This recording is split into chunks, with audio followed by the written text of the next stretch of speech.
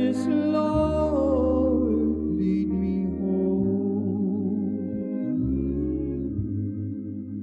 Precious Lord, take my hand, lead me on, let me stand. Though I'm tired, I am weak, I am worn. Through the storm, through the night, lead me on by thy light. Take my hand, precious Lord.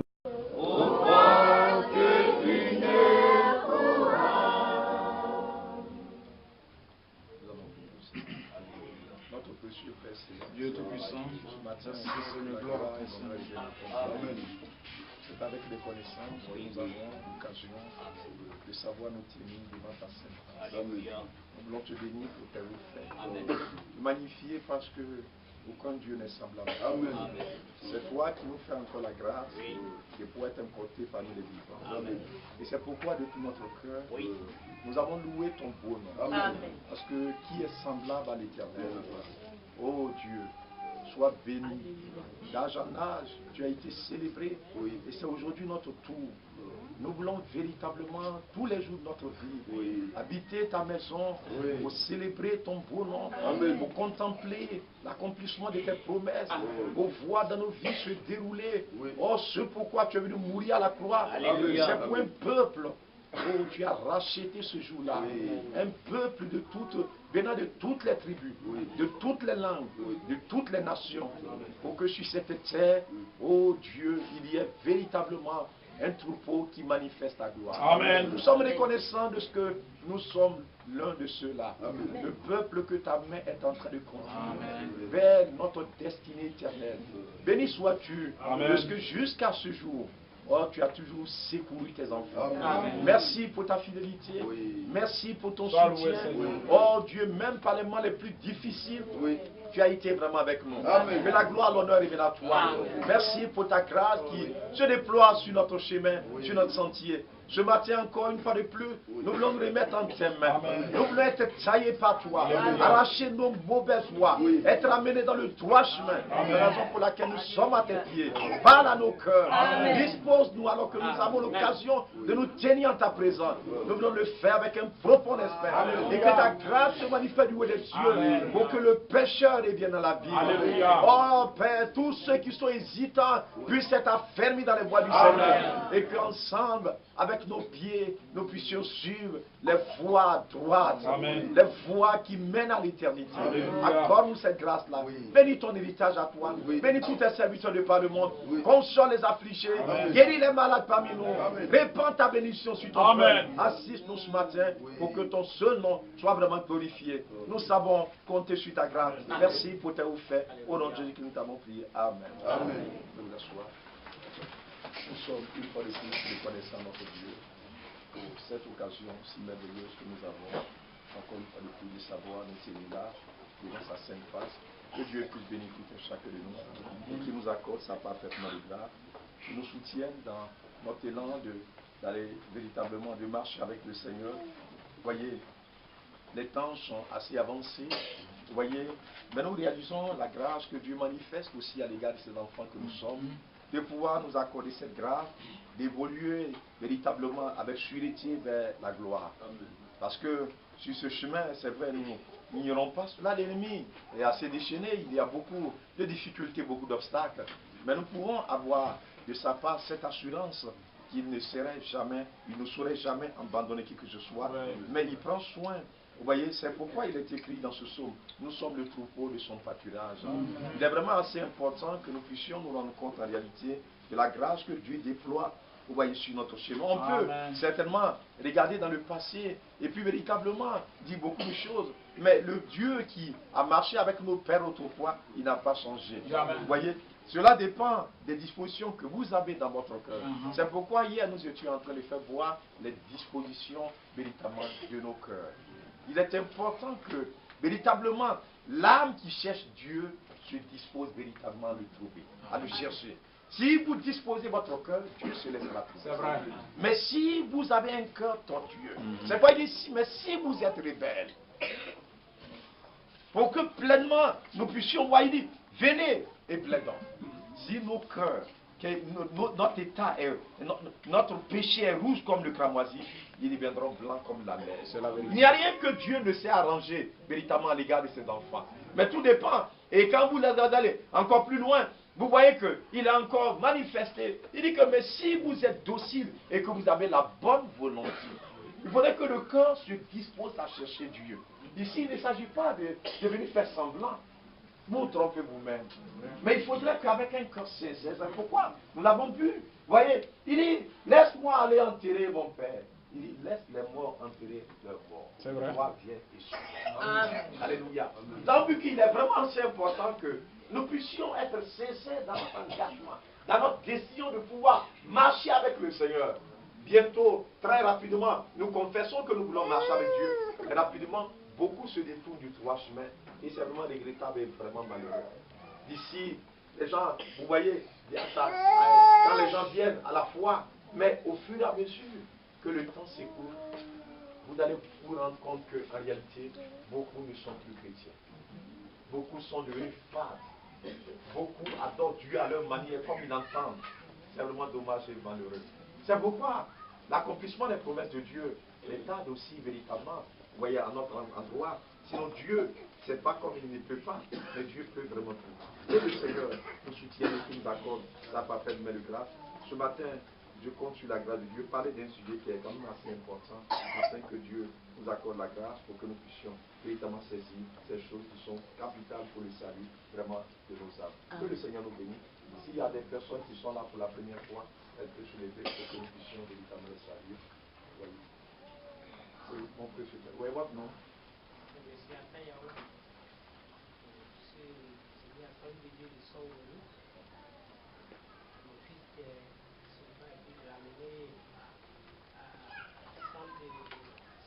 Oui, c'est ça.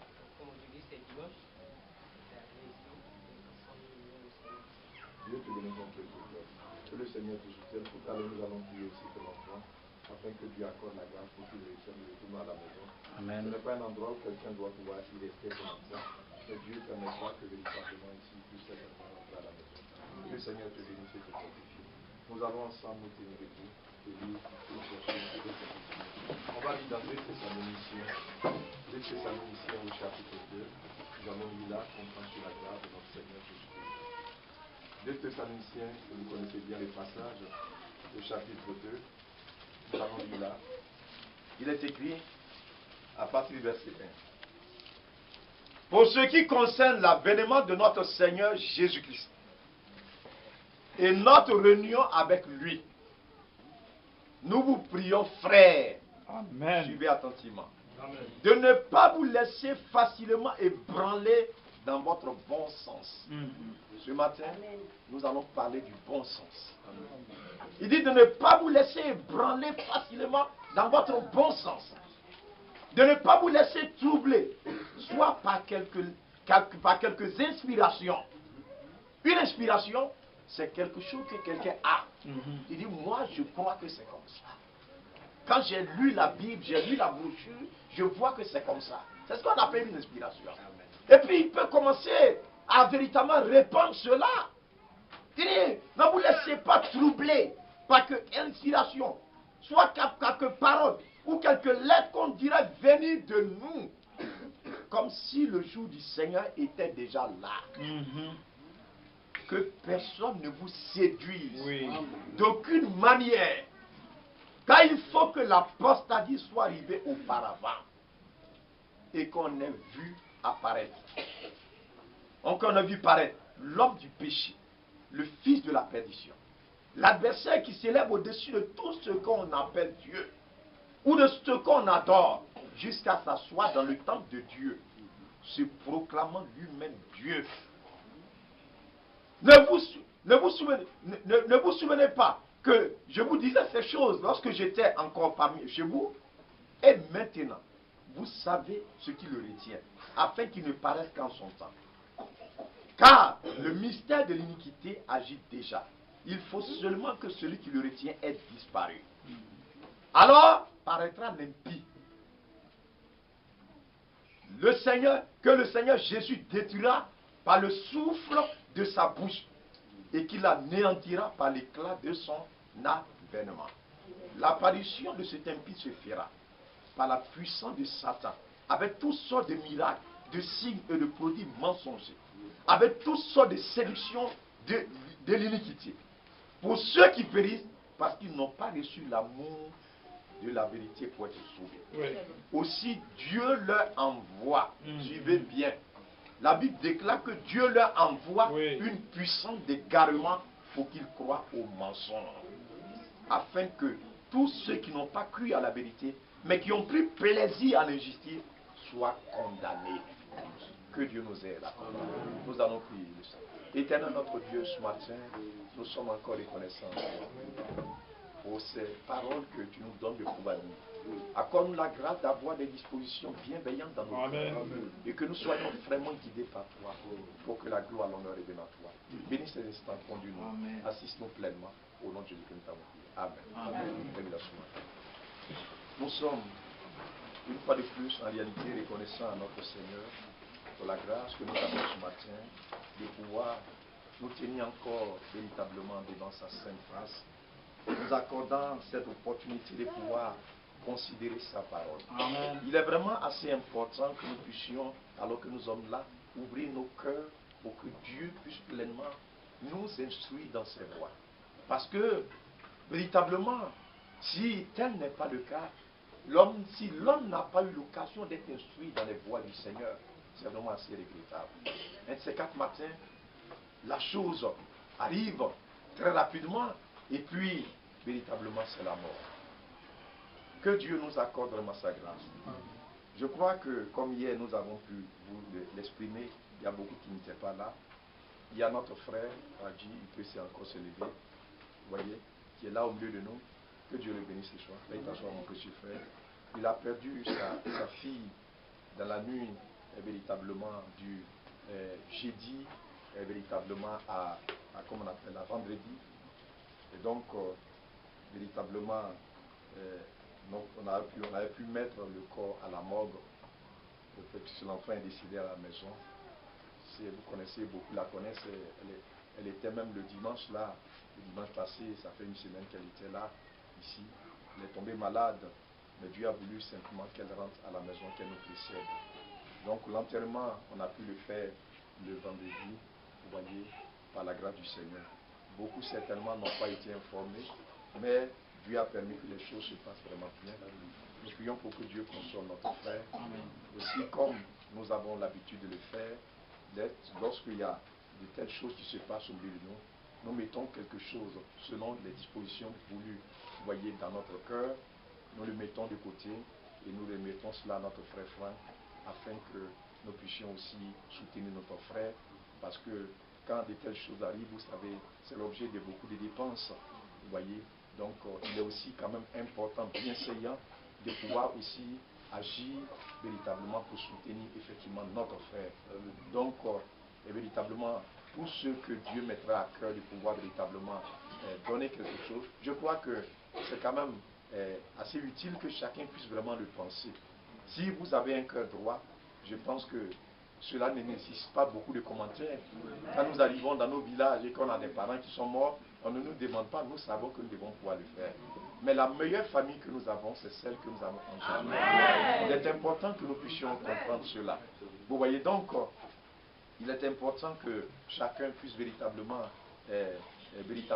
agir selon ce qui est juste et droit devant Dieu, afin que nous puissions aussi, non seulement, vous voyez, pleinement, c'est vrai, on lui rend visite, on parle à son cœur, mais aussi le soutenir de façon aussi matérielle, afin que notre frère ne soit pas écrasé par toutes ces difficultés-là. Que Dieu vous aide à comprendre les choses de façon juste. Vous voyez, nous n'imposons rien à personne, mais je crois que Dieu donnera la sagesse pour que les choses puissent se faire comme il se doit, comme nous avons toujours l'habitude de le faire. Dieu nous bénisse en réalité et qui nous fortifie.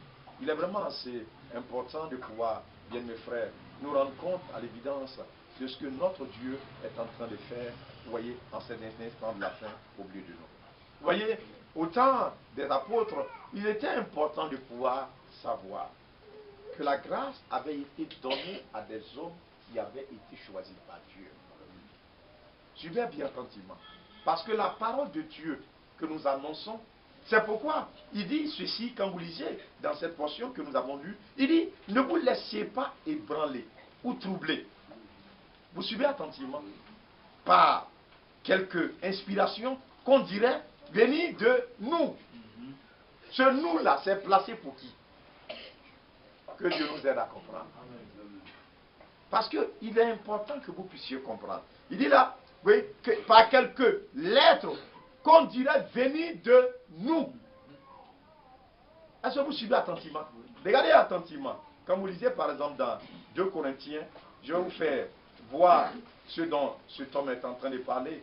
Quand nous lisons là, dans 2 Corinthiens, au chapitre, je crois, 2 Corinthiens au chapitre, véritablement, je crois, au chapitre 11, ça doit être certainement là.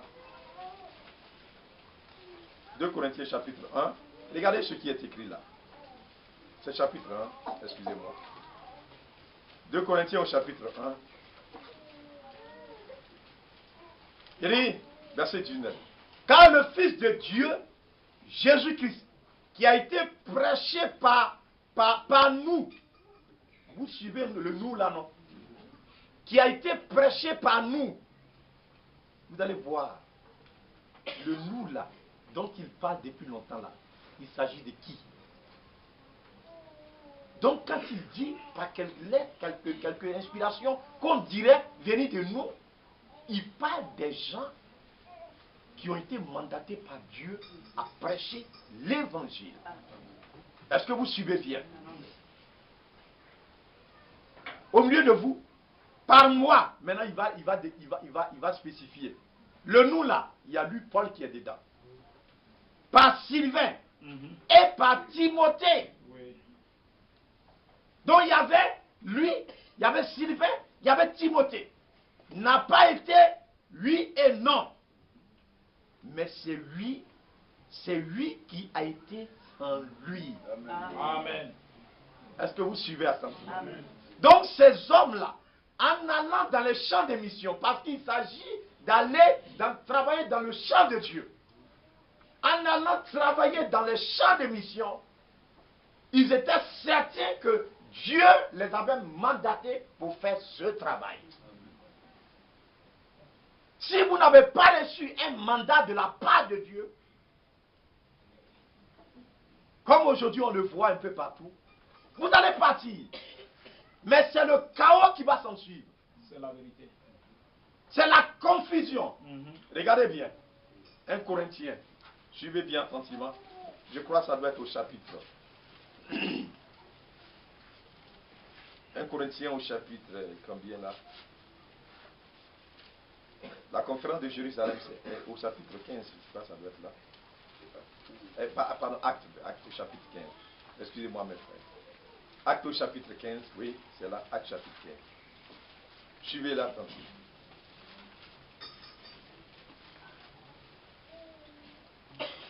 Acte au chapitre 15, à la maison, vous pouvez lire tout le chapitre, parce que c'est un long chapitre qui traite beaucoup de choses, et Dieu vous donnera l'occasion de pouvoir véritablement comprendre ces choses qui sont véritablement annoncées là. Vous voyez?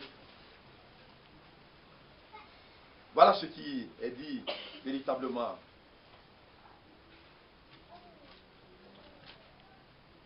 Il y a eu des hommes qui sont allés véritablement, dans les champs de mission, et véritablement, vous savez ce qui s'est passé. L'apôtre Paul et puis Barnabas, au verset 2 déjà, Paul et Barnabas eurent avec eux un débat et une vive discussion. C'est-à-dire que Paul et Barnabas, vous savez, tous dans Actes chapitre 13, comment Dieu les a appelés. Pendant qu'ils gênaient, ils priaient, le Saint-Esprit a dit, mettez-moi à part ces deux hommes-là, pour l'œuvre à laquelle je les ai appelés. Et après qu'on ait prié pour eux, on les laissait partir. Donc ceux-là, ils étaient dans le champ de mission, conduits par Dieu, mandatés par Dieu. Donc ils se retrouvent dans les champs de mission, dans les églises. Et donc, quand ils sont partis, il y a eu des églises qui ont été fondées. Des assemblées qui ont été fondées. Et donc, un jour, ils arrivent quelque part, ils trouvent des frères qui sont venus, qui sont de l'assemblée de Jérusalem. Mais ils n'ont pas reçu d'appel de la part de Dieu. C'est ça le problème. C'est ce qui a tué les gens. Vous savez ce qui s'est passé auparavant? Bon, comme on dit Abidjan, c'est la capitale. Donc, dès qu'un frère vient d'Abidjan, comme il a la capitale, on pense qu'il connaît la parole de Dieu plus que tout le monde. Donc, dès que les frères, ils sont quelque part dans un village, ils le voient net. On dit c'est un frère d'Abidjan. On dit frère, viens prêcher. On ne prêche pas. La chair ici, regardez bien. Ce n'est pas par sentiment qu'on se tient ici. Jamais, jamais. On ne vient pas ici pour s'amuser. Amen. Vous connaissez la justice, non? Est-ce que vous êtes une fois parti là-bas? C'est un endroit où on ne s'amuse pas là-bas. Oui. Notre soeur qui est là, c'est son mari qui est le président du tribunal.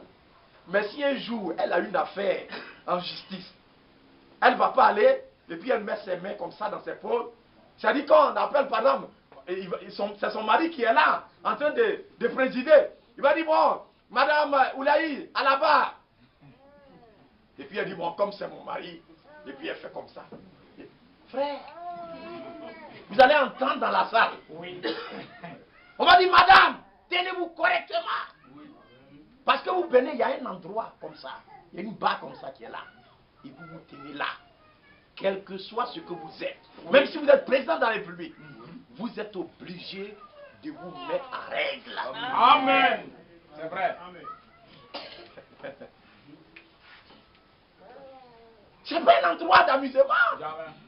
Quand le magistrat il apparaît, mais il faudrait que toute la salle, il doit inspirer respect. Amen. Quand il parle, vous sentez qu'il y a l'autorité dans sa parole. Mais ça, c'est pour les hommes. Oui. Ici, il s'agit du trône de Dieu. Amen. La chair établie par Dieu. Amen. Où Dieu juge les pensées. Dieu juge les sentiments. Pour amener chaque enfant de Dieu à quitter le mauvais chemin pour être dans son bon sens. Amen. Avant que le jour terrible n'arrive. Amen. Là-bas, quand on vous condamne, on vous met en prison. C'est vrai. Mais ici, la femme de Dieu, quand elle sort, elle doit condamner le mal qui est en vous. Vous sentez, quand la parole de Dieu sort, vous sentez qu'il y a une autorité qui vous condamne. Amen. Qui vous amène à dire que vous avez mal fait. Et qui vous montre aussi le chemin pour être sauvé. Amen. Jésus se tenant là, vous sentez sa douce voix. Après que vous ayez regretté, vous le voyez. Et puis, vous saisissez sa main. Pour que l'esprit mauvais qui s'est emparé de vous s'en aille. Et que vous soyez réconciliés avec Dieu. Donc c'est pourquoi ce n'est pas un endroit où on vient pour s'amuser. On vient pour manger chingom. Non. On ne vient pas pour faire de la rigolade. Non. Mais bien mes frères, donc n'importe qui ici ne peut pas venir là, quelqu'un qui n'est pas magistrat. Et puis vous le venez, il s'en va acheter une toge là, les habits là, noirs qu'on il porte là. Et puis il met ça sur lui. Et puis il dit bon, il s'en va à l'audience. Peut-être qu'il est malade. C'est vrai. Même s'il est fou, il ne peut jamais s'imaginer telle chose. Est-ce qu'il peut arriver à faire ça? Mais pourquoi dans l'église du Dieu vivant? Vous voyez n'importe qui, il n'a reçu aucun appel. Il va prendre la Bible et dire, oh bon frère, Dieu vous bénisse. Alléluia. Lui-même, il est esclave du péché. Oui. Il est dominé par le mal. Il ment, il vole, il trompe. Et c'est lui qui prétend montrer la voie. Frères et sœurs, méfions-nous. Aujourd'hui, à cause de l'argent. Vous comprenez bien, non? Parce qu'on dit que c'est vrai, c'est juste.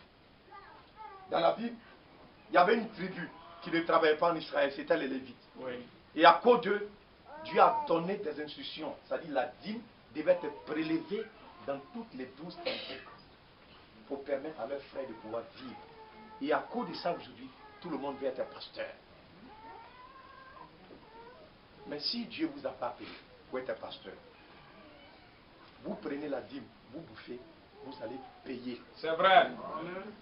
Vous allez payer pour ça. Vous avez touché à quelque chose dont vous n'avez pas droit.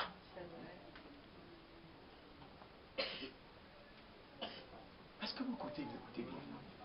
C'est une réalité, mes frères. Donc ces hommes-là, quand ils sont allés et qu'ils ont commencé à parler, l'apôtre Paul a vu que, avec Barnabas, ils ont vu que ce qu'ils enseignent là n'est pas correct. C'est pas juste. Donc Paul avec eux, ils ont eu une vive discussion. Ils disent aux païens qui ont cru là, que les païens là, ils n'ont qu'à faire comme des juifs. Ils n'ont qu'à se faire circoncis. Ils n'ont qu'à faire ça. Ils n'ont qu'à faire ça. Ils ont commencé à poser beaucoup de lois. C'est-à-dire les coutumes, les traditions juives là. Il dit que les juifs, comment on appelle, les choses là, les païens qui viennent de se convertir là, ils n'ont qu'à croire en ça. Ils n'ont qu'à se faire comme ça. C'est pourquoi aujourd'hui, quand les gens n'ont pas reçu la révélation, vous voyez la religion musulmane. Comme ils n'ont pas reçu la révélation, ils ont dit qu'ils ont un prophète. Mais le prophète qu'ils ont reçu, qui s'appelle Mahomet, ce n'est pas Dieu qui l'a envoyé. C'est Dieu, mais c'est comme ça. Il a eu une inspiration. Ça ne vient pas de Dieu. Regardez où il a conduit les gens aujourd'hui. Est-ce que vous suivez attentivement? On dit que... Est-ce que vous suivez bien? Aujourd'hui, vous voyez les femmes musulmanes, ils prennent un truc pour cacher leur figure. Mais vous savez d'où est venu cela? C'est que Mahomet avait pris une petite fille, je crois, 9 ans, 10 ans. C'est ce que beaucoup ne savent pas. Donc pour la cacher, pour cacher sa figure, pour ne pas que les gens s'en rendent compte qu'elle était toute petite, il a caché sa figure, il cachait sa figure. Et les gens ont pris ça comme une tradition. Et puis tu jettes. Donc l'eau là, ça n'a qu'à laver ta bouche. Mes oreilles, j'ai entendu beaucoup de choses. Tu prends l'eau, tu fais comme ça, tu fais... Et puis toutes les saletés qui sont en train de tes oreilles, tout est parti. Mes yeux, j'ai vu beaucoup de choses. Il prend l'eau, et puis il lave ses yeux. Tout ce que mes yeux ont regardé, c'est lavé. Rien ne peut te laver que le sang de Jésus-Christ. C'est pas l'eau de puits là. À cause de ça, partout, l'eau est versée partout, à tout moment. Ça ne peut pas vous laver. Lavez vos pieds, lavez votre tête. Vous ne serez pas purs si vous n'acceptez pas Jésus comme votre sauveur personnel. Vous perdez votre temps. Pourquoi ils ont abouti à ce point? Parce que l'homme là, ce n'est pas Dieu qui l'a appelé. Donc tout ce que Dieu n'est pas dedans, ça aboutit toujours au chaos. Aujourd'hui, regardez les gens que vous voyez. Ils disent ils ont créé leur ministère. C'est comme ça ils disent. Je viens de créer mon ministère. Mais regardez un jour. Ne regardez pas l'affaire. Hein.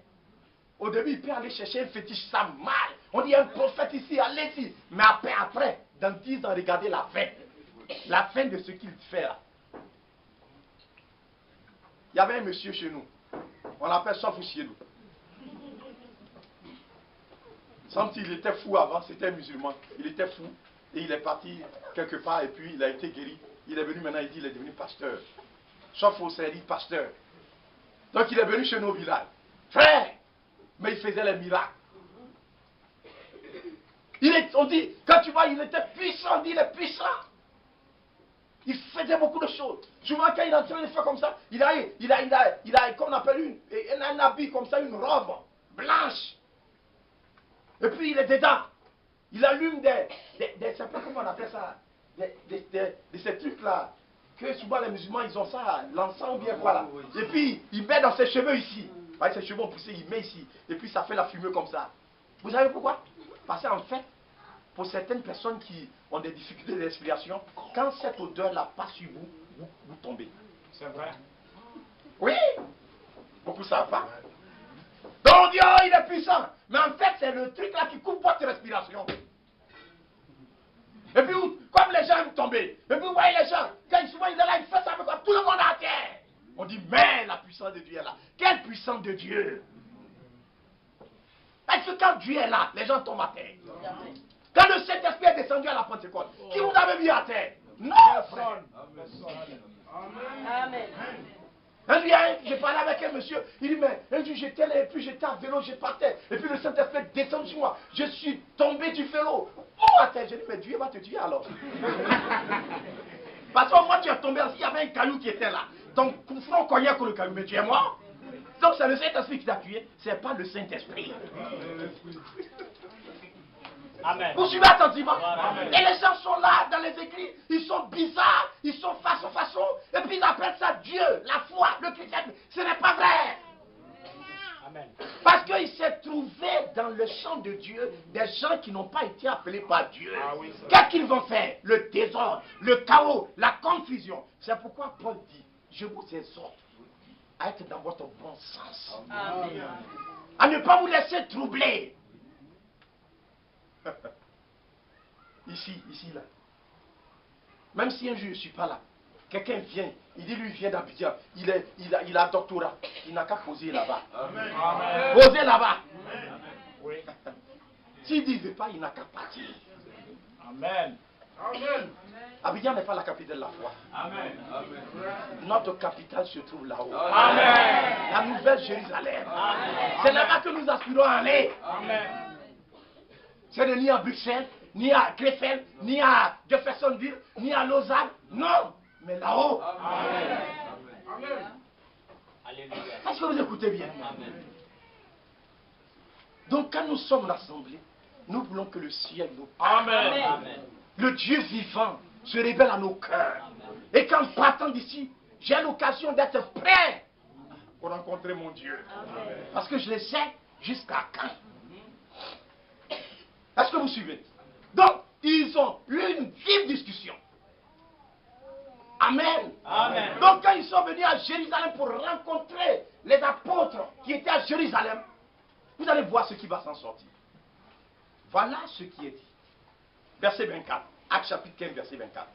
Ayant pris que quelques hommes, vous suivez bien, non? Amen. Quelques hommes partis de chez nous, auxquels nous n'avons donné aucun ordre. Oui. On ne les reconnaît pas dans l'église comme étant des ministres de Dieu. Est-ce que vous suivez bien? C'est vrai. Vous ont troublé Oui. par leur discours, ont ébranlé vos âmes. Comme Dieu ne les a pas mandatés, quand ils sont allés là, et puis ils ont parlé, ça fait quoi? Ça a troublé les gens. Ça a ébranlé beaucoup d'âmes. Voilà le travail que tout ce qui est faux produit.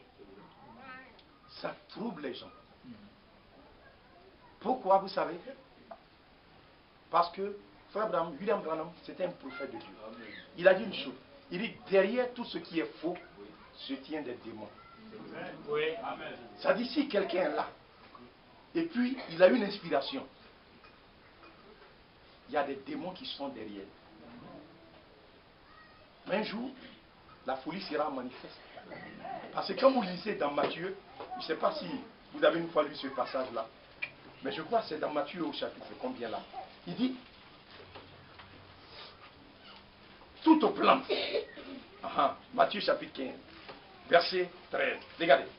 Il dit, toute plante que n'a pas planté mon Père céleste sera déracinée. Amen. Tout ce qui ne vient pas de Dieu là, ça ne va pas aller quelque part. Amen. Dieu va arracher ça. Amen. La confusion va s'installer dedans. Vous suivez attentivement. C'est ça, mes bien-aimés frères, que nous devons pouvoir saisir. Donc les gens viennent. Ils parlent de Dieu. On dit, il y a un prophète ici. Il y a ceci, cela. Mais regardez la fin. Quand vous allez à Abidjan, vous prenez d'autres là. Il y a une femme là. Avant de tourner là, il y a une femme là, on dit, maman, mamie, quoi là? Elle est là. Mais vous arrivez, sous le soleil, sous la pluie, les gens qui sont à l'assemblée là, ils ont dit, c'est une prophétesse. Mais allez-y là-bas, dans 10 ans, dans 5 ans, elle aurait disparu. C'est vrai. C'est comme ça que ça se passe. Que Dieu nous accorde.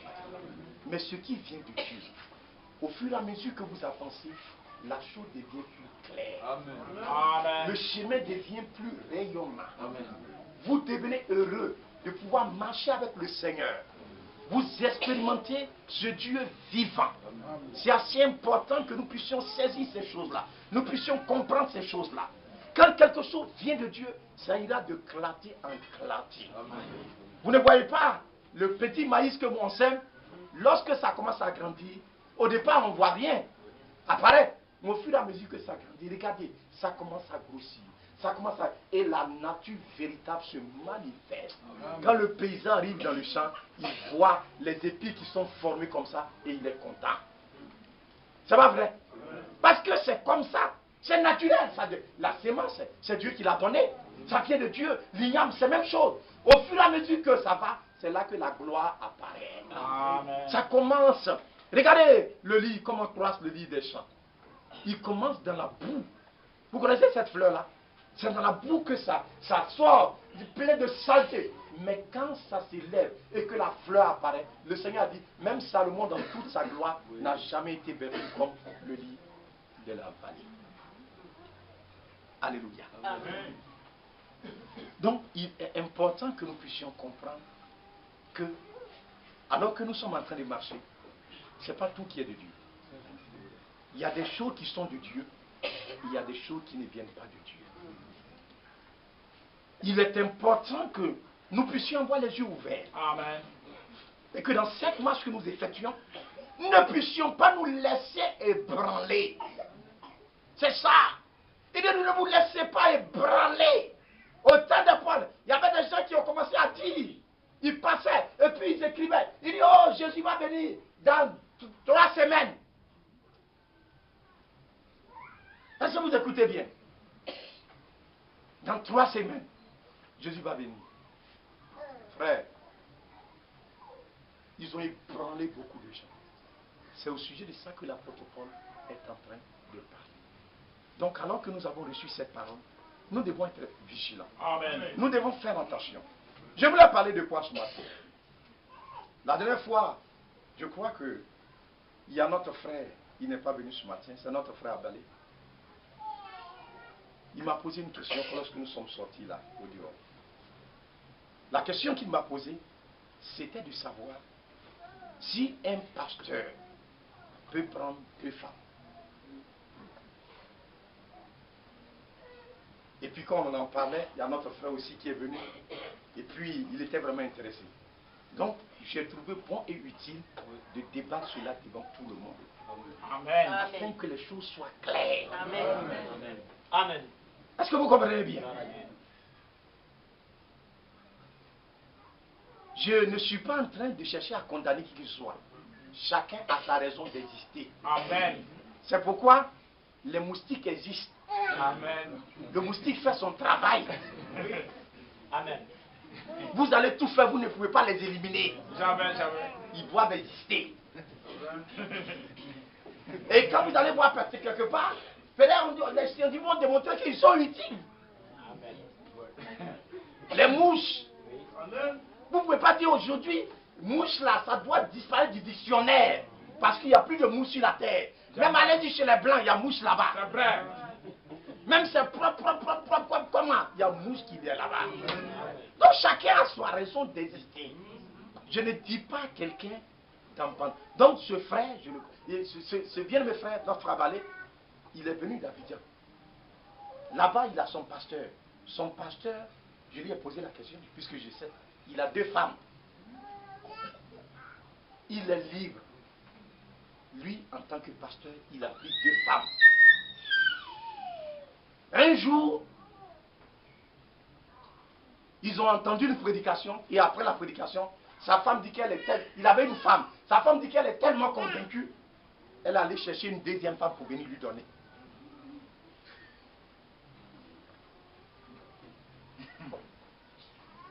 Vous suivez bien, non, mes frères? Chacun est libre de faire ce qu'il veut. Mais moi, ma responsabilité, c'est de vous enseigner ce qui est juste. Amen. Je voudrais qu'un jour, en quittant cette terre, vous retenez que moi, je ne vous ai prêché que la parole de Dieu. Amen. Si vous voulez suivre les penchants de votre cœur, vous êtes libre. Vous écoutez bien, non? Amen. Donc, quand le Seigneur est venu sur cette terre, on lui a posé cette même question. On va lire, vous allez voir. C'est dans Matthieu chapitre 19.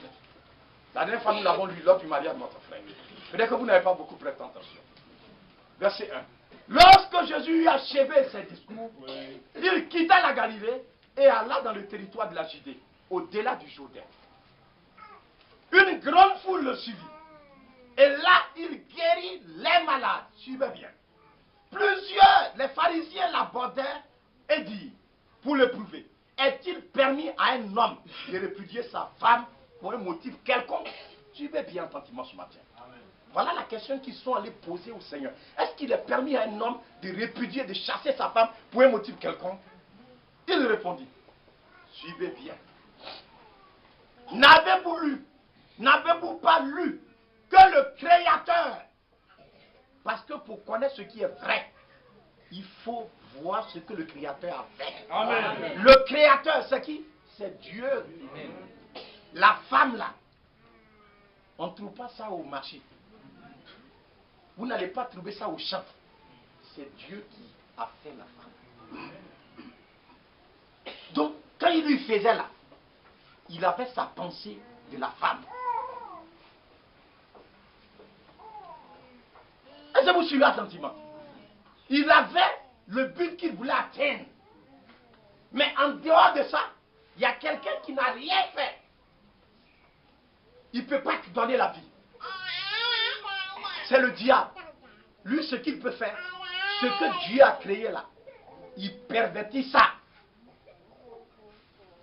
Pervertir, c'est faire que la chose soit sans valeur. Alors que lui, quand il l'a fait, c'est parce que c'est important que Dieu a fait la chose. Mais le diable fera que l'homme sera sans valeur. C'est pourquoi il dit de ne pas vous laisser branler dans votre bon sens. Allez-y à Saint-Camille. Quand vous allez là-bas, vous allez voir beaucoup de gens là-bas. Ils sont des hommes comme vous, hein, mais ils ne sont pas dans leur bon sens. Vous ne voyez pas? Ils sont plus normaux. Ils sont déséquilibrés. Quand vous venez à perdre votre bon sens, vous avez problème. Amen. Ce n'est pas les gens qui sont à Saint-Camille seulement. Mais il y a des gens, ils sont là, ils ne sont pas à Saint-Camille. Mais ils ne sont pas dans leur bon sens. C'est la vérité. Quand il y a un problème, tu t'en vas leur expliquer ce qu'il va te dire là. Si tu marches avec ça, tu es mort. C'est vrai. C'est le chaos. Amen. Conseil qu'il va te donner, ce n'est pas de bons conseils. Il y a des femmes, il y a des jeunes hommes, il y a des vieillards. C'est quoi la vie de la mauvaise compagnie corrompt les bonnes mères? C'est pourquoi souvent quand on voit des gens, on les regarde comme ça. Ses cheveux là, il a enlevé ici. Il a enlevé ici. Et puis au milieu, il a failli là comme ça. Et puis il marche. Quand les gens le voient, ils font comment? Tout le monde les regarde. Ça c'est quoi encore? Parce que c'est contraire au bon sens. C'est pas vrai. Un jour au marché, j'étais allé acheter des viandes. Et puis il y a une femme enceinte. Elle a porté une robe. La robe là est à peine sûre. Ça n'arrive même, ça dépassait légèrement son bas-ventre. Frère! Et puis toutes les femmes là, ils ont commencé, oh, mais madame, c'est quoi ça? Ils ont commencé, et les femmes là ont commencé à la huer au marché là-bas. Elle ne peut pas s'abaisser. Elle ne sait rien faire. Vous suivez attentivement mes frères. Que Dieu nous accorde sa grâce. Donc il y a des gens que vous voyez, mais ils ne sont pas dans leur bon sens. Ils sont déréglés. Mais qu'est-ce qui les a déréglés? C'est des paroles, des inspirations qu'ils ont reçues. Il y en a des garçons, vous les voyez. Ils ont fait le cheveu, ce qu'on appelle ça rasta. Ça tombe jusqu'à derrière ici. C'est comme pour les femmes là. Ils prennent, ils ont fait, je ne sais pas comment ils ont fait, mais ça poussait jusqu'à tomber ici derrière. Mais où ils ont eu ça? Ils ont eu une inspiration. Il y a un homme qu'on appelle Bob Marley. Mais malheureusement, il est mort très jeune. Vous écoutez bien ça, non? Il est devenu leur leader, leur fan. Il veut ressembler à Bob Marley. C'est une inspiration que cet homme a eue. Avec la drogue. Il est mort complètement, détruit par la drogue. Voilà la fin de Bob Marley. C'est ce que les gens ne disent pas. Mais voici dans quel état. Ça ne va pas. Vous suivez attentivement. Amen. Vous le voyez. Vous voulez lui ressembler. Mais il a des problèmes.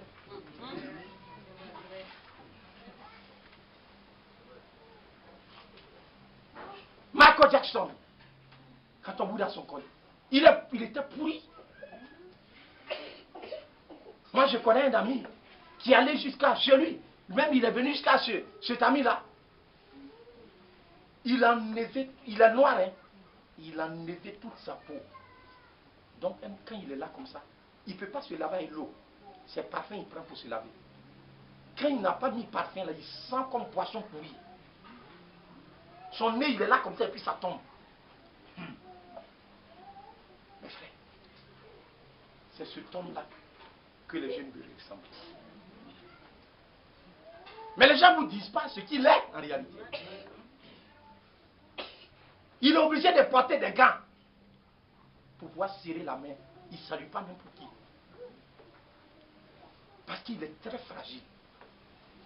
Que Dieu nous accorde ça. C'est ça ma conception.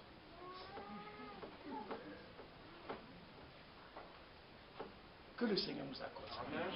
Donc sur la terre, il y a beaucoup d'inspiration. L'inspiration, ça vient du cœur des hommes. C'est pourquoi surveillez bien votre cœur. Pour voir si l'idée que vous avez là, est-ce que ça vient de Dieu. Si ça ne vient pas de Dieu, un jour ça va vous troubler. Ça va vous fatiguer. Amen. Est-ce que vous suivez attentivement? Mais tout ce qui vient de Dieu apporte la paix. Amen. Et la joie. Que Dieu nous accorde sa grâce. Donc, ils sont venus trouver le Seigneur. Ils lui ont demandé. Il lui répondit, n'avez-vous pas lu que le Créateur, au commencement, fit l'homme et la femme? Vous suivez, non? Il n'est pas écrit ici qu'il fit les hommes et puis les femmes. Est-ce que vous suivez attentivement? Dieu, dans son plan là, quand il a créé là, on dit il a fait un Adam. Vous suivez ça, non? Maintenant, suivez, il va enseigner encore. Et il dit, c'est pourquoi l'homme quittera son père et sa mère et s'attachera à ses femmes. Non. C'est ça, non? Non. Non. Amen. Ici, l'homme et la femme. Amen. C'est pourquoi l'homme quittera son père et s'attachera à sa femme. Amen. Pourquoi? La femme, on va le voir tout à l'heure, n'existait pas à part. Où on dit elle est indépendante. Ça n'existe pas. Femme indépendante, ça n'existe pas. La femme n'existe pas seule.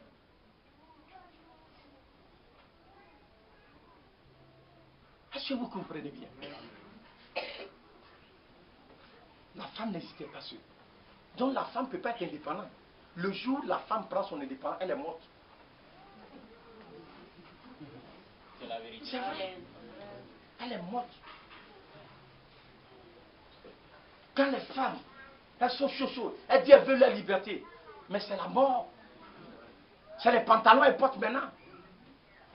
Vous écoutez, non? Elles sont en pantalon. Elles sont dans les maquis. C'est ça l'indépendance. Que Dieu nous aide à ça, à comprendre ça. Maintenant, regardez au commencement. Suivez bien attentivement. Et puis on va revenir à toutes les tendances qui sont élevées au milieu de nous. Regardez au commencement. Genèse chapitre 2. Suivez-les attentivement. Verset 18. L'Éternel Dieu dit, il n'est pas bon que l'homme soit seul. Donc de tout ce que Dieu avait créé, comme on appelle les animaux, quand vous prenez les poulets, il y avait le coq et puis la poule. Dieu les a créés deux ensemble. C'est-à-dire que la poule a été créée, le coq a été créé. Vous suivez ça, non? Mais quand il a fait tout cela, il est arrivé sur l'homme. L'homme, il était un. Il était seul. il n'y avait pas quelqu'un à côté de lui comme ça. Mais les autres, là, étaient deux. Mais l'homme, lui, il était seul. Donc Dieu dit, il ne sait pas bien que l'homme, il soit seul. Je lui ferai une aide semblable à lui. Amen. Amen. Dieu dit, donc, qu'est-ce que Dieu a fait d'abord? L'Éternel Dieu forma de la terre tous les animaux des champs, de tous les oiseaux du ciel, et les fit venir vers l'homme. Vous savez pourquoi Dieu a fait ça? Il les a envoyés vers l'homme. Puisqu'il a dit, il va lui créer une aide qui lui soit semblable. Amen. Donc il les a envoyés vers l'homme, pour que l'homme n'a qu'à leur donner un nom. Vous suivez ça, non? On dit, quand vous lisez à verset 20, l'homme donna des noms à tous les bétails, le bétail, aux oiseaux du ciel, à tous les animaux des champs. Mais pour l'homme, il ne trouva point d'être semblable à lui. Quand il a regardé dans tout, il a vu que chien, chimpanzé, c'est lui qui a donné tous les noms. Hein. Il a vu qu'il n'y a pas quelqu'un qui lui ressemble. C'est l'homme même qui a fait le constat. Mais Dieu dit, je vais lui faire une aide semblable. Mais tout ce qui est là, il n'y a pas un qui ressemble à l'homme. Il a vu qu'il n'y a pas son semblable dedans. Donc vous ne pouvez pas prendre 5 chimpanzés pour faire votre grand-mère. Jamais.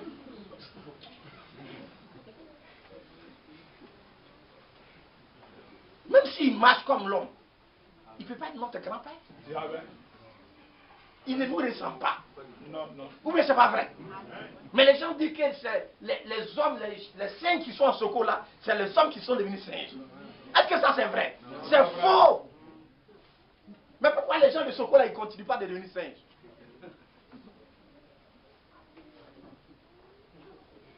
On dit le féticheur qui a fait ça, il est mort. C'est pas vrai. Mais pourquoi lui il est mort? Il devait se changer en singe aussi pour ne pas qu'il meure. C'est des contes et des fables. C'est des histoires. On dit non, quand Samori venait, Samori il est Dieu. Il ne peut rien faire. Il n'est pas mort. Les gens nous fatiguent à l'école, on dit on a qu'à étudier l'histoire de Samori. C'est ça nos frères, les professeurs d'histoire, Dieu là, ils ont fait ça. Que Dieu nous accompagne. Amen. On dit on n'a qu'à enseigner. On enseigne. Au lieu de dire on n'a qu'à enseigner Jésus-Christ, on dit on n'a qu'à parler de Samori. Vous voyez qu'il est mort, on dit on n'a qu'à parler de lui. Mais il est mort, il ne sait rien faire pour quelqu'un. Mais si on parlait de Jésus à l'école, on enseignait. Vous n'avez pas vu comment les gens allaient changer? Amen. On dit l'histoire. L'histoire, c'est ce que Dieu a fait. Amen. Et qu'il fait encore aujourd'hui. C'est ça l'histoire. Mais où est Samori aujourd'hui? Sa mosquée, on dit, il est venu construire, tout est tombé. Mais ce que Dieu a fait hier, il le fait encore aujourd'hui. Il ne change pas. Toutes les routes que vous pouvez venir à faire, tout est gâté. Vous n'avez pas vu pour venir à Bolou comme on sou. C'est vrai, mes frères. Mais ce que Dieu fait durera pour l'éternité. Donc il n'a pas trouvé d'être semblable à lui-même. L'éternel Dieu, suivez bien, verset 21. Alors l'éternel Dieu fit tomber un profond sommeil sur l'homme. Il a endormi l'homme. Comme notre frère expliquait tout à l'heure, on l'a endormi à l'hôpital. Le meilleur anesthésie, c'est Dieu. Qui s'endormit et prit une de ses côtes et referma la chair à sa place. Il a pris combien de côtes? On dit une. Suivez bien. C'est pourquoi le Seigneur les a ramenés au commencement. Amen. Si vous ne voyez pas ce qui s'est passé au commencement et vous prenez ce qui est arrivé au milieu là, vous allez vous tromper. C'est là qui a trompé beaucoup de frères et de sœurs. Si on voulait regarder à ce que Dieu voulait, on n'allait pas tomber dans le décor. Mais on a laissé et puis on a pris les inspirations qui sont venues après. Au commencement, il a établi la vie. Amen. On va voir là tout dans Jean tout à l'heure. On dit au commencement était la parole. Amen. Et la parole là, c'est la vie qui était dedans. Donc si vous voulez avoir, vous ne voulez pas avoir des problèmes, marchez avec la parole qui était au commencement. Amen. Si vous prenez les inspirations là, vous allez souffrir, frère.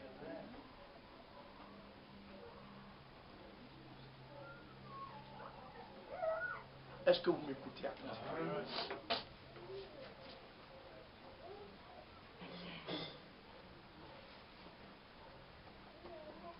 Que Dieu nous accorde ça.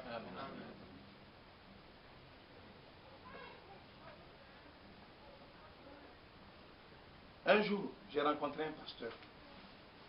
Il vient de la RDC. J'ai filmé, j'ai fait regarder ça à quelques frères. Le CD se trouve avec moi. Frère, c'était malheureux. Il a plus de 20 femmes. 20. Je ne suis pas en train de vous raconter, c'est lui-même, le CD avec moi. Ses enfants, ça dépasse 40. Il m'a dit, il ne les connaît pas. Pour le moment. Mais il était au regret de me dire. Il dit, à ce moment-là, si quelqu'un lui parlait, il ne pouvait pas comprendre. Mais aujourd'hui, il a tous les mêmes problèmes du monde.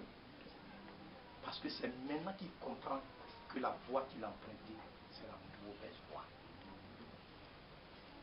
Mais c'est trop tard. Regardez toutes ces charges sur ton dos. Près de 40 enfants. Est-ce que vous comprenez bien? Que Dieu nous accorde sa grâce. Ce qu'ils sont allés à faire dans l'église, si on vous raconte ça, vous allez tomber à la renverse.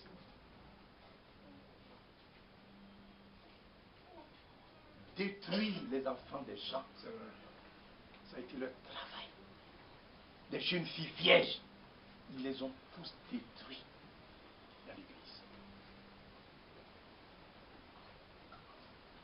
Ils disent à leurs femmes, ils disent, mais regardez, dans la basse-cour, il y a un seul coq. Et puis il y a plusieurs poules. Le seul coq là, il va passer par toutes les poules. Est-ce que vous voyez la jalousie là-bas? Donc si toi tu fais jalousie, tu es une sorcière.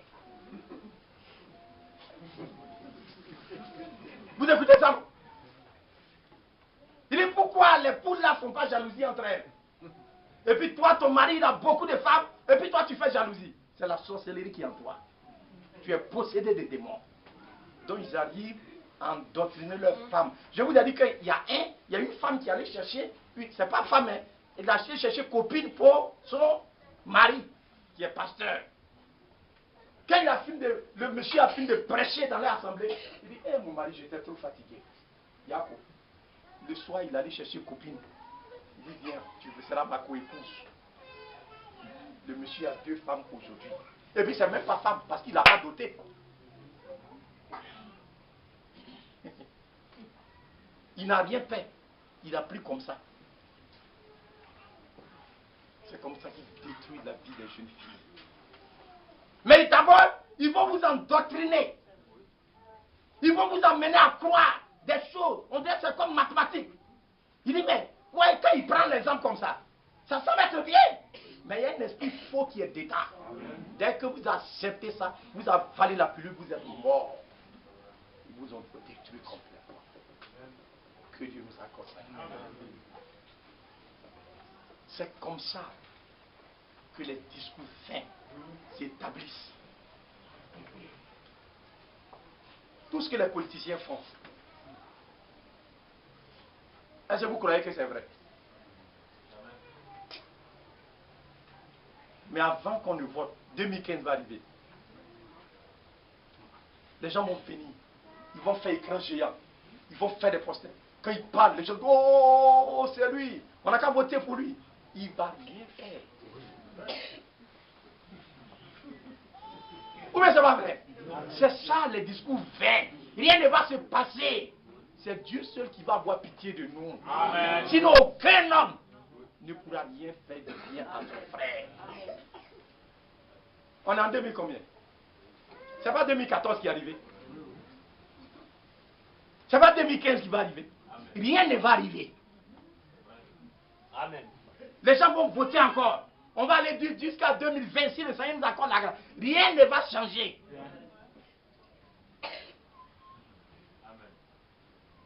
Et puis les gens vont continuer d'espérer. 2025, 2030, 2040. C'est comme ça que vous allez continuer de vivre sur la terre. C'est comme ça que vous allez continuer de vivre sur la terre. Vous n'allez pas vous accrocher à des choses vraies. Les choses vraies sont là. Cessez de croire en des rêveries. Les hommes dans leur rêverie, dans leur discours vain. Et vous laissez emporter par ça. Il y en a qui sont chouchous derrière, des chapelles politiques, ils sont dedans, ils n'ont pas le temps. Il ne va rien faire pour toi. C'est un groupe d'amis, ils se sont battus pour que les idées triomphent. Ils viennent pour se partager le gâteau. C'est tout. Il te connaît où? Il sait que tu es à Bondoukou ici même. Il sait que tu as marché pour lui, il te connaît où? Tu es mort cadeau mon frère. On t'a tué cadeau. Mais si tu es mort pour la cause de Jésus-Christ, il le saura. Amen. C'est une vérité. Que Dieu nous accorde ça. Et qu'il se souvienne de nous.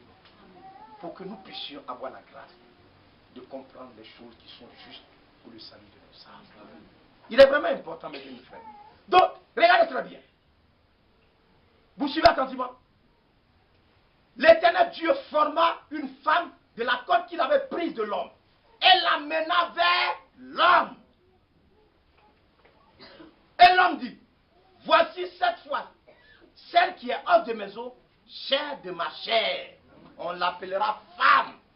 Parce qu'elle a été prise de l'homme. Donc la femme n'est pas indépendante. On dit au commencement, il y avait l'homme seulement. Mais nous voyons que la femme était cachée dans l'homme. Et donc quand le mariage que Dieu a célébré, c'est Dieu qui unit. C'est Dieu qui célèbre le mariage. Il a fait avec combien de femmes? Une seule femme.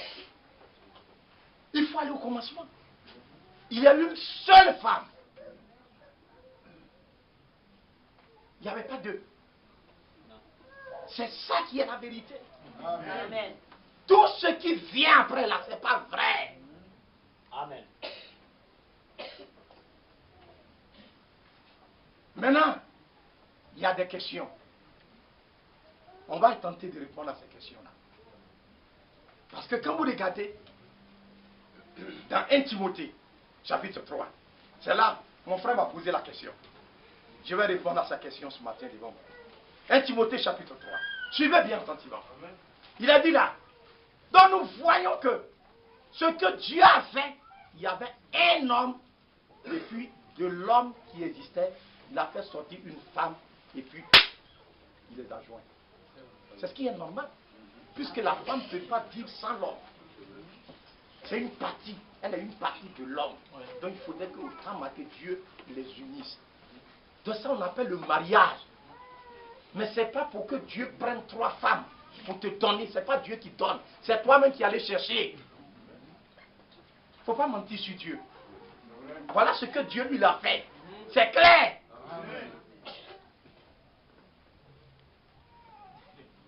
Amen. Voilà ce que Dieu a fait. C'est normal, c'est correct. Amen. C'est pas vous allez voir dans l'église du Nouveau Testament. Vous n'allez pas voir ce désordre quelque part. C'est une vérité, frère. Il dit, cette parole est certaine. Si quelqu'un aspire à la charge d'évêque, un évêque c'est un ancien, c'est un surveillant. Vous comprenez bien, non? Il désire une œuvre excellente. Amen. Il faut d'abord que l'évêque soit irréprochable, mari d'une seule femme. Donc la question est de savoir pourquoi on dit mari d'une seule femme. Vous suivez ça, non? Comme on ajoutait une seule femme, pourquoi la précision est de taille? C'est pas là seulement. Les diacres aussi, verset 12. Les diacres doivent être mariés d'une seule femme et diriger bien leurs enfants et leur propre maison. Vous savez pourquoi? Suivez bien attentivement. Car, le verset 5, si quelqu'un ne sait pas diriger sa propre maison, comment prendra-t-il soin de l'église du Dieu? Donc dans l'église, suivez bien, il y a beaucoup de choses que beaucoup ignorent. Il y a les 5 ministères établis par Dieu. Éphésiens chapitre 4. Il y a le ministère d'apôtre, prophète, évangéliste, pasteur, docteur. Ça fait combien? 5 ministères. C'est ceux-là que Dieu a chargé pour véritablement instruire les saints. C'est un appel. Ce n'est pas quelqu'un qui se combat, pasteur. On ne va pas à l'école. Mais c'est un don que Dieu te donne. Amen. C'est comme ça. Si tu es un apôtre, tu peux être comme on l'appelle, pasteur, et puis Dieu peut te donner encore le don d'apôtre. Tu vas le voir. Parce que le pasteur, lui, véritablement, c'est dans l'assemblée locale, mais s'il a le ministère, si tu n'as pas ce don d'être apôtre et puis tu veux voyager, quand tu vas arriver là-bas, parce que ce que tu dis dans ton assemblée ici, quand tu arrives quelque part, tu regardes l'esprit des gens qui est là, et puis tu essaies de les aider à retrouver l'équilibre. Amen. Si tu n'as pas ce don-là, tu vas détruire tout là-bas. C'est vrai. C'est la vérité. Donc si tu n'as pas ce don-là, tu ne peux pas aller dans les champs de mission. Quand on va, ce qu'on rencontre là-bas comme difficulté, ce n'est pas tout le monde qui peut faire ça. On souffre. Vous n'avez pas vu l'apôtre Paul? Pour que les églises naissent, il a souffert. Il est en péril. C'est pour que d'autres soient sauvés. Ce n'est pas tout le monde qui peut faire ça. Il y en a qui préfèrent être à la maison, coucher avec leurs femmes, ils sont là. En tout cas, lui, il ne veut pas. En tout cas, bon, on ne peut pas le forcer à faire. Il ne peut pas. Lui, il est avec sa femme, ses enfants, c'est tout. Il ne peut pas voyager, aller faire un mois quelque part. Pour souffrir pour le royaume de Dieu. Il n'a pas ce don. Donc un tel homme ne peut pas être apôtre. Que Dieu nous aide à comprendre. C'est une réalité. Donc regardez très bien. Donc en plus des 5 ministères, il y a les charges qui sont dans l'église. Quand on parle de charges, c'est-à-dire il y a des gens qui sont là pour aider le pasteur. Et c'est eux qu'on appelle les anciens. On n'est pas en train de parler. Je pense qu'on a eu l'occasion, lors des réunions de fin d'année, de parler de ça ici. Amen. Les anciens, quand le pasteur, si par exemple votre pasteur, il a un ministère d'apôtre, il a voyagé pour affermir, pour que des églises se créent, pour affermir ces églises-là. Quand il n'est pas là, il faudrait que Dieu continue de travailler. Amen. Donc il y a des gens qui sont là pour aider le pasteur. C'est eux qu'on appelle les anciens. En plus des anciens, il y a les diacres. Les diacres, on les appelle communément les policiers de l'église. Ils s'occupent du service d'ordre pour mettre de l'ordre dans l'église. Maintenant, pourquoi cet homme a dit il faudrait qu'il soit marié d'une seule femme? Suivez bien.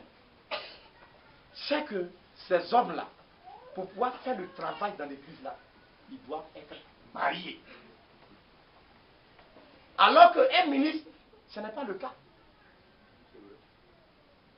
Est-ce que vous suivez à continuer?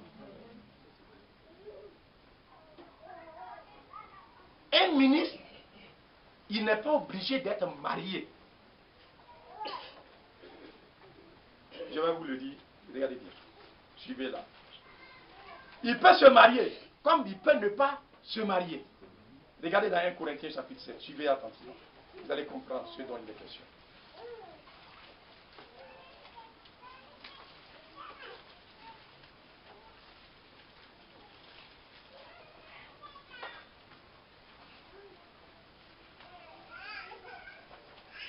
Un Corinthiens chapitre 7, verset 7.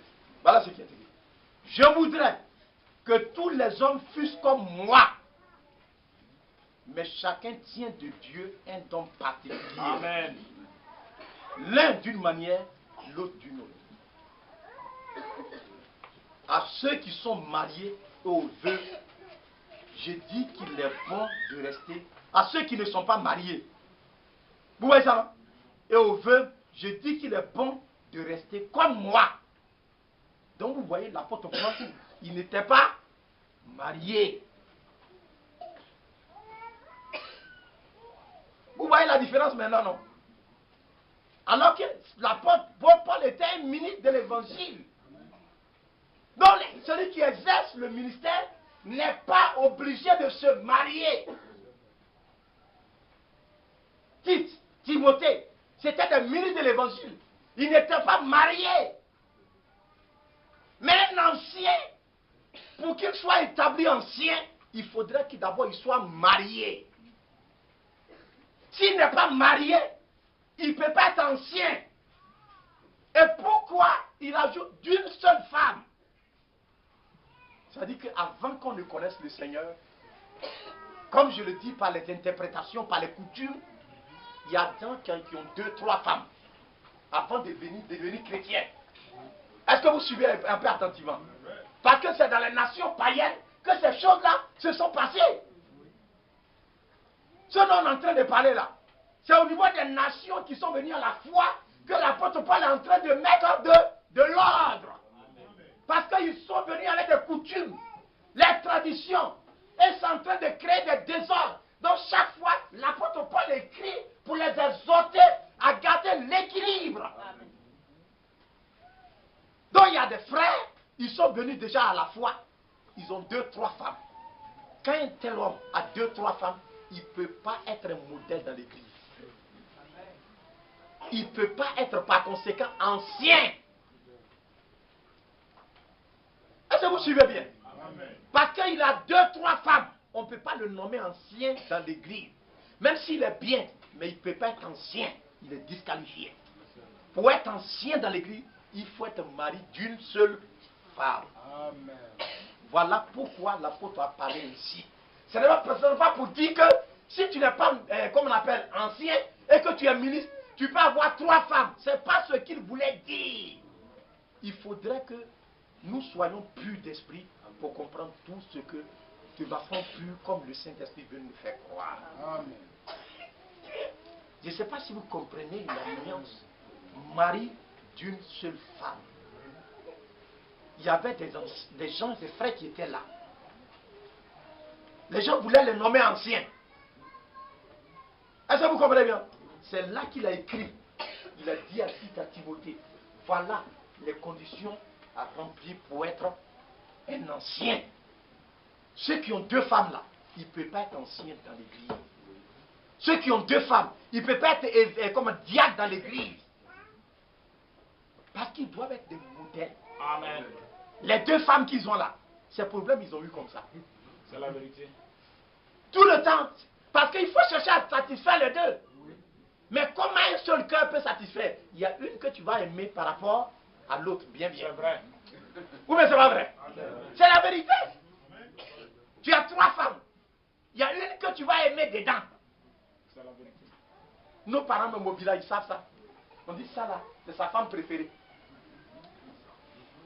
Ou bien c'est pas vrai? C'est la vérité. Mais en faisant ça là, tu fais mal. Parce que tu as dit que tu aimes les 2, il faut les aimer au même pied d'égalité. Mais tu ne peux pas faire. Donc ce monsieur-là, tout le temps, vous allez voir ces palabres qui met chez lui à la maison. Oui. Est-ce que vous suivez ça?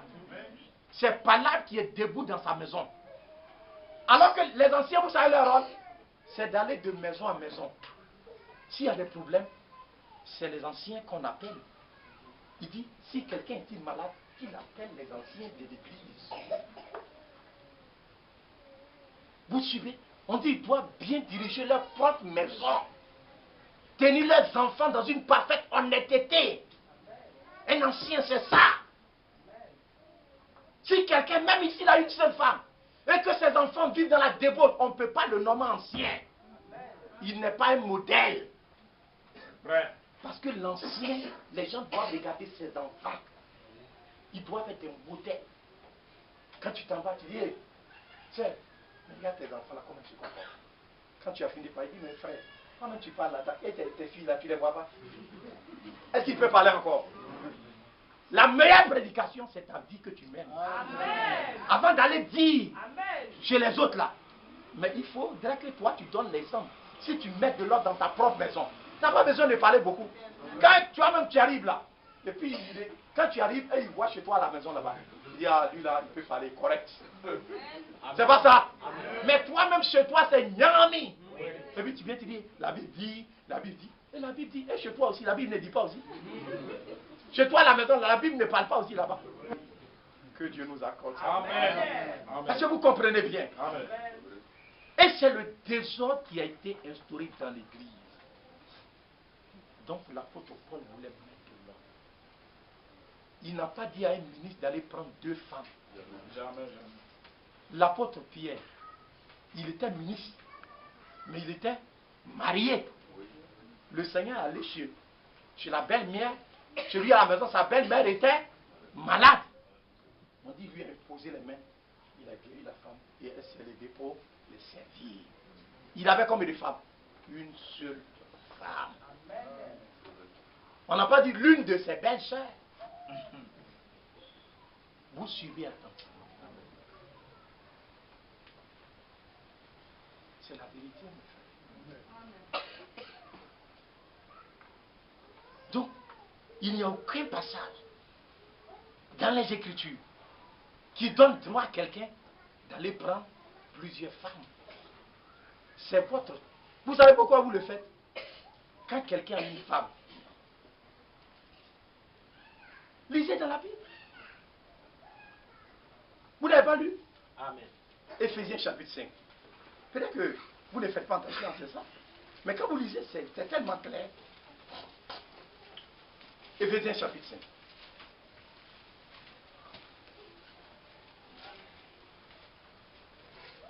Quand vous lisez d'abord, verset 3, il dit que l'impudicité, qu'aucune espèce d'impureté, que la cupidité ne soit même pas nommée parmi vous, ainsi qu'il convient à des saints.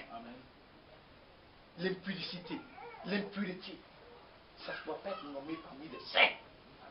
Maintenant il dit, verset 22, femmes, que soyez soumises à vos maris. Cela ne veut pas dire que la femme a plusieurs maris, mais il parle aux femmes en général.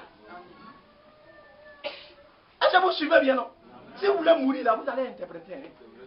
C'est la vérité. Là aussi, on voit que mari, là, on dit vos maris. Donc si on prend, on va dire qu'une soeur peut avoir plusieurs maris. Ce n'est pas vrai. Au commencement, il y avait une Ève qui a été donnée à un seul Adam. C'est là qu'il faut voir la chose. Mari, car le mari est le chef des femmes. Car le mari est le chef de la femme. Sa femme là, une femme que Dieu lui a donnée là, c'est lui qui est chef. C'est ainsi que les maris doivent aimer leur femme comme leur propre corps. Celui qui aime, suivez bien, vous voyez la chose, non? Celui qui aime sa femme, on n'a pas dit celui qui aime ses femmes. Celui qui aime sa femme s'aime lui-même. Donc quand vous êtes là, et puis vous avez une femme, d'où vient-il que vous avez le désir d'avoir une deuxième femme? C'est la convoitise. Ça vient de l'enfer. Le diable vous détruit. Quand vous allez avoir deux, la convoitise va, puisque vous voulez étancher votre faim. Vous n'êtes pas encore né de nouveau. Quand vous voyez les femmes, c'est pourquoi il dit que toute espèce d'impureté, l'impudicité ne soit même pas nommée parmi vous, ainsi qu'il convient à des saints. Nous devons être délivrés des convoitises qui poussent les païens. Il y en a, les païens, ils savent qu'avoir beaucoup de femmes, c'est pas bon. Ceux qui ont fait école, en tout cas, eux-mêmes connaissent ça. Donc, il a une seule femme, mais il a plusieurs copines dans la ville. Qu'est-ce qui le pousse à faire ça? C'est la convoitise. Il y a un frère qui me disait, il dit, mais les gens n'ont pas compris la parole de Dieu. Si par exemple tu es avec ta femme et puis elle est devenue vieille, elle a vieilli pour te laisser, tu peux aller prendre une deuxième femme. Mais si toi aussi tu vieillis pour la laisser, on fait comment? Elle aussi elle va, et puis elle est jeune fille.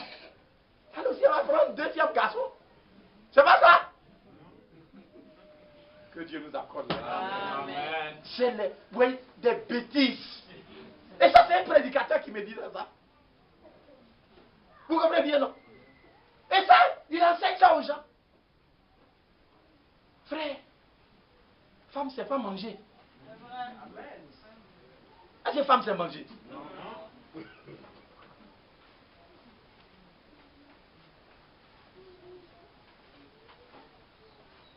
Regardez ce que Jésus a dit.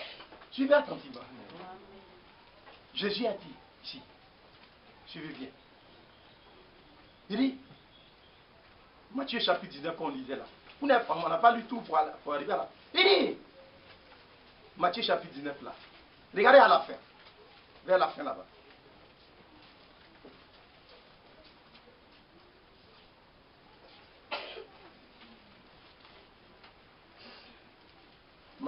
Matthieu chapitre 19, c'est là on lisait là.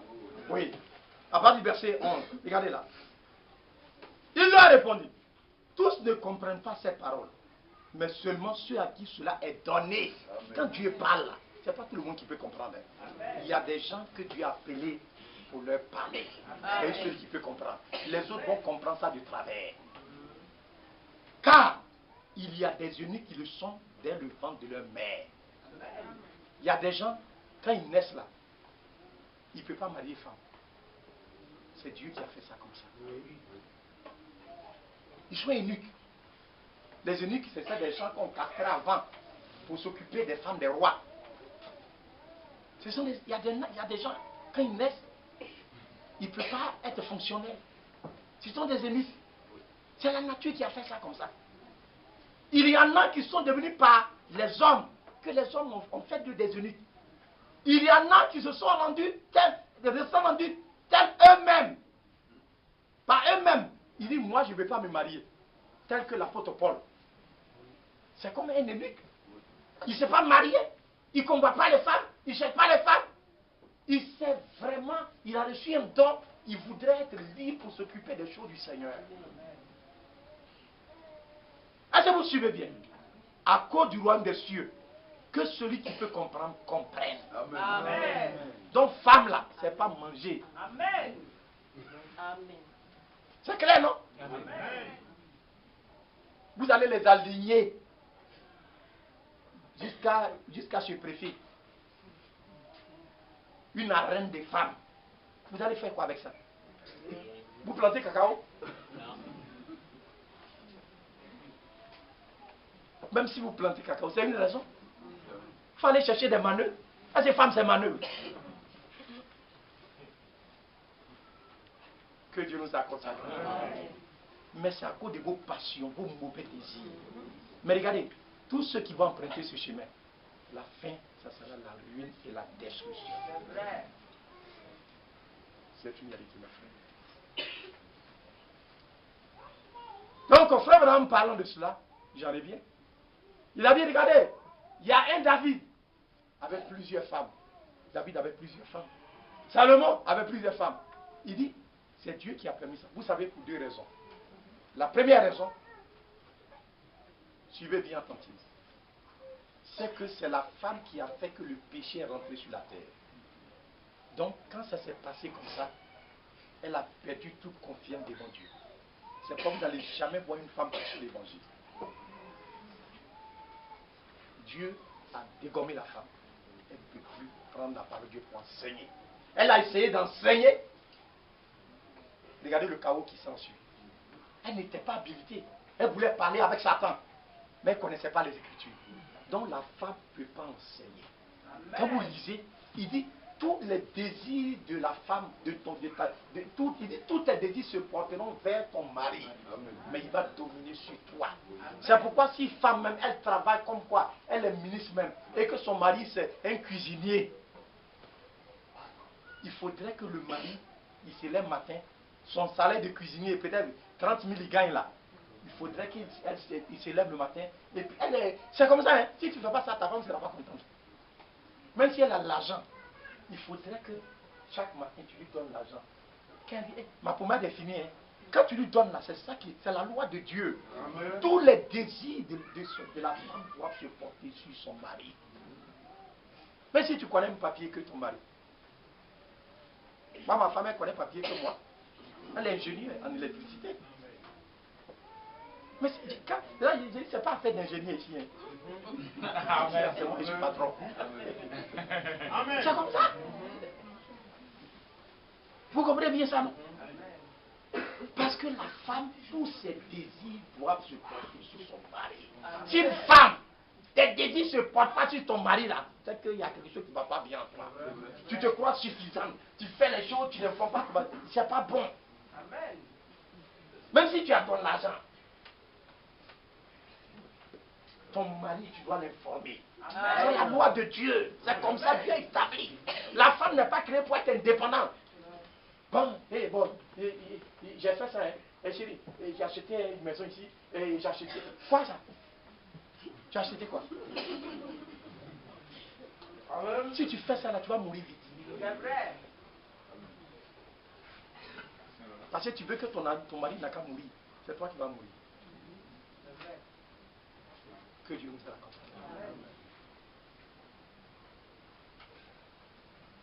Regarde les femmes qui militent dans les affaires des droits des femmes là. Est-ce que vous avez vu à son mari? Elles n'ont pas marié. Hein? C'est vrai. Écoutez la radio vers 23h. Elles n'ont pas marié. Elles cherchent mari à Etoche. Arrivé à Abidjan même, vous voyez, ils ont affiché. Un jour, je partais vers la déco là, je vois une femme, une jeune institutrice de, comment on appelle, 26 ans.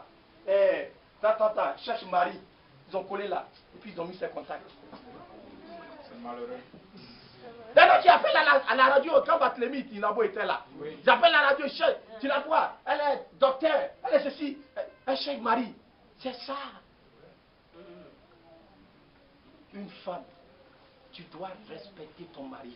Amen. Tu dois te soumettre. Amen. C'est comme ça. Chacun connaît sa place. C'est pas comme ces chiffons. Hein. La femme n'est pas un chiffon. C'est un bien précieux de l'Éternel. Amen. C'est après le salut, ce que Dieu peut trouver de bon à donner là, c'est la femme. Une femme qui a cru. Quand tu as une telle femme à la maison, mais toi-même tu es content. Amen. Tu grossis seulement. Amen. Tu es à l'aise. Il n'y a pas de problème. Mais une femme palabreuse. Vous savez, une femme qui fait palabre. Sa bouche, ça ne porte pas caleçon. Si tu as une femme comme ça, tu vas souffrir, mon ami. Amen. Que Dieu nous accorde ça. Donc, c'est l'une des premières raisons. Comme elle a fait ça, Dieu voudrait montrer que désormais elle n'est pas sur le même pied d'égalité que l'homme. Vous suivez ça, non? Donc c'est pourquoi quand vous lisez attentivement les Saintes Écritures, si une femme, elle vit avec son mari, et puis un jour, elle décide de partir, le monsieur, il peut se remarier. Mais tant que le monsieur il en vit, la femme ne peut plus se marier. Si elle le fait, elle est adultère. Vous voyez, non? Il y a deux lois. C'est ça aussi. Je ne vous dis pas de faire ça. Il y en a qui disent, oh, moi je suis marié légalement, c'est fini. C'est pas vrai, c'est pas fini. Si tu es marié légalement et que c'est piment tu donnes à ton mari, est-ce que vous comprenez bien? Tu le maltraites, tu le fais souffrir, il n'a pas la peine. Il a le droit de te divorcer. Vous ne savez pas ça? Je ne dis pas aux frères d'aller à la justice pour faire ça. Si vous faites ça, si vous avez des promesses, puis vous faites ça, vous n'êtes pas chrétien. Si vous aimez votre femme, vous allez la supporter jusqu'à ce que Dieu la ramène à l'homme. Mais les femmes doivent savoir que ce n'est pas mariage légal qui vous donne garantie. Notre garantie vient du ciel. Mariage légal, ça ne donne pas garantie à quelqu'un. Notre garantie, ça vient du ciel. C'est pas quand vous avez votre femme, montrez-la que ce n'est pas à feu de mariage légal qui fait qu'elle a garantie. Quand tes parents viennent là, il faut montrer à tes parents que ta femme là, elle a garantie devant toi. Il y en a qui laissent leurs parents chier sur leurs femmes. C'est pas normal. Femme que toi tu aimes là. Et puis tu laisses, on la chiffonne comme chiffon. Pourquoi? C'est que tu l'aimes pas. Si tu l'aimes, tu vas la protéger. Tu vas prendre soin d'elle. Quand tu parles de ta femme, les gens doivent savoir que c'est ta femme. Moi, même si je suis mort, il n'y a pas quelqu'un qui peut parler devant ma femme. Il n'est pas encore né. Si un jour, moi, je suis mort, mes parents, il n'y a pas quelqu'un qui est né encore dans notre famille. Ils me connaissent.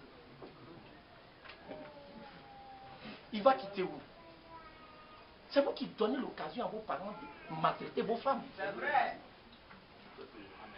Si tu ne l'aimes pas, il faut dire que tu ne l'aimes pas. Est-ce que tu l'as acheté? La femme, c'est un don de Dieu. Amen. Mais comme c'est par elle que le péché est venu. Dieu a permis ces choses-là. Et puis le deuxième aspect, c'est que Dieu voudrait montrer qu'il y a un seul époux, Christ, mais son corps est formé de plusieurs membres. Donc ces choses que Dieu a permis dans la vie de Salomon, dans la vie de David, c'était pour montrer un type qui allait venir plus tard. C'est pourquoi en parlant du corps de Christ, dans 1 Corinthiens chapitre, je crois, 14, il dit qu'il y a un seul corps, mais il y a plusieurs membres qui forment le corps. Mais tous forment le même corps. Le bras ne va pas se fâcher contre le pied. Vous comprenez bien ça, non? Il montrait déjà qu'il y a un seul. Et Christ est seul, mais son corps est formé de plusieurs membres. Et c'était ce type-là qui apparaissait déjà dans l'Ancien Testament. Mais Dieu ne donne pas à quelqu'un de dire, prends aujourd'hui 1000 femmes. Tu vas faire quoi avec 1000 femmes? Que le Seigneur nous aide à ça. Donc c'est ce que je voulais expliquer pour que chacun comprenne. Ici, nous n'allons jamais tolérer de telles choses. Mais chacun est libre de faire ce qu'il veut. Si vous vous levez, que vous l'avez par exemple 100 femmes, 3 femmes, 4 femmes. Mais là, je vous conseille d'aller à la mosquée. Parce que là-bas, vous ne serez même pas gêné. Vous prenez jusqu'à vous dépasser l'imam même. Que Dieu nous accorde. Au lieu de venir te fatiguer ici. Parce que toutefois que tu vas venir ici, la parole va sonner, ça va te fatiguer de la conscience. Mais là-bas, si tu es là-bas, tu es mort déjà. Donc tu peux faire tout ce que tu veux. Donc ici, ce n'est pas pour toi. Puisque toi, tu veux beaucoup de femmes. Nous, on veut Jésus-Christ. On va si la femme que Dieu m'a donnée, c'est trop suffisant. Que Dieu nous raconte. C'est une réalité. L'impudicité, les convoitises, ça doit sortir du milieu de Dieu. C'est ça qui entraîne tout ça là. Parce que tu es là, tu vois les autres femmes là. Il y a ma femme là. Il y a ses dents. Il y a sa figure. Il y a son pied. Son pied c'est paille-paille. Je vous ai raconté cette histoire. Il y a beaucoup de frères, je ne suis pas sérieux. Il dit frère, vraiment le jour de mon mariage j'étais triste. Il dit à quoi? Il dit frère, la soeur là je n'aime pas. J'ai dit pourquoi? Il dit elle est vilaine.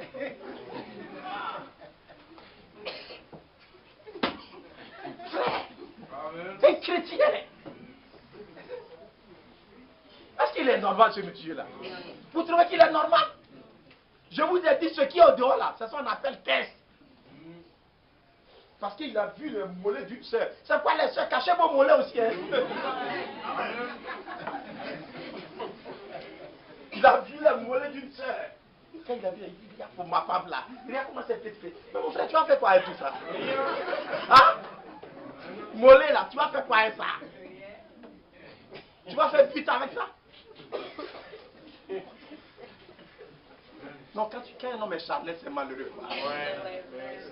Au lieu de considérer le don, c'est-à-dire, au dehors là, c'est comme une enveloppe. Mais la chose est dedans, dans son âme là. C'est vrai. Si elle est sauvée, elle est changée. C'est pas mieux que mollet. Amen. Il dit, mais regarde derrière de la soeur là. C'est ça, c'est ça qu'il regarde. Mais si maladie attrape la soeur là, si tu vois son derrière, tout va finir comme ça. C'est ça que tu regardes, non? Tu vas faire quoi avec tout ça? Il dit que l'impurité, les cons poussent la disparition du milieu de vous. C'est ça qui pousse les gens à sauter la nuit sur les enfants des gens. La nuit, vous le voyez, le frère, il devient sous-marin. Il a mis sa tête. Et puis il rentre comme ça la nuit dans les chambres des filles. Que Dieu te fasse grâce. Tu vas mourir dans ça. L'impudicité, la débauche, les convoitises. Que tu vas faire avec tout ça? Que Dieu te soutienne. Et que le Seigneur nous accorde sa grâce. C'est pourquoi les filles, quand vous dormez la nuit, fermez vos chambres, vos portes. Beaucoup ne sont pas chrétiens. On va se tenir, on va prier ensemble, Seigneur. On va ce matin pour te louer, pour t'exalter.